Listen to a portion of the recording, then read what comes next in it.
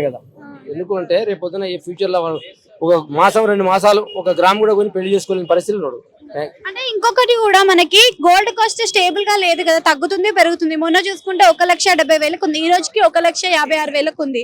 మరి ఇట్లా ముందు ముందే ఆలోచించకుండా ఇన్వెస్ట్మెంట్ చేస్తే మరి లాస్ అవ్వరంటారా? అవుతారు, సామాన్లు లాస్ అయిపోతారు. సామాన్యానికి ఎంత అవసరం, ఎసెన్షియల్ కాదు ఇది. ఇంటర్నేషనల్ మార్కెట్ రేట్లు విపరీతంగా పెరుగుతున్నాయి, ఎవరి చేతులు లేకుండా ఉంది. దానికి పేదలకు చాలా కష్టం, పేద వర్గాలకు చాలా కష్టం. బడ్జెట్ సమావేశాల తర్వాత 83,000 వస్తుంది అని అంటున్నారు. అది ఎంతవరకు నిజం మనం చాలా విన్నాం, కానీ అది ఎట్లా వస్తుంది? బడ్జెట్ దానికి సంబంధం, ఇది ఇంటర్నేషనల్ మార్కెట్ కదా. అంటే ట్రంప్ కూడా ఒప్పుకున్నాడు కదా 18%. ఇంటర్నేషనల్ మార్కెట్, మన బడ్జెట్, మన ఫైనాన్స్ మినిస్టర్, మన ప్రైమ్ మినిస్టర్ కాదు కదా. ఇంటర్నేషనల్ మార్కెట్ మీద డిపెండ్. సిల్వర్ కాస్ట్ కూడా 1 lakh పడిపోయింది కదా ఒక 2-3 days. 3 లక్షలు పెరిగింది కాబట్టి 1 lakh పడిపోయింది. మళ్ళీ అది పెరిగినట్టే కదా మాక్సిమం. అది కూడా అందుబాటులో లేదు.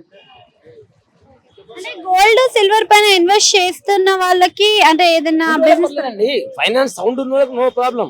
వీకర్ సెక్షన్ కు గోల్డ్ అనేది రేపు మ్యారేజ్ అయితే సీజన్ వస్తుంది, రేపు మ్యారేజ్ అయితే కానీ మినిమం ½ తులా, 1/4 తులా, 1 గ్రామ్ 2 గ్రామ్ కూడా కొనే పొజిషన్ కూడా లేరు.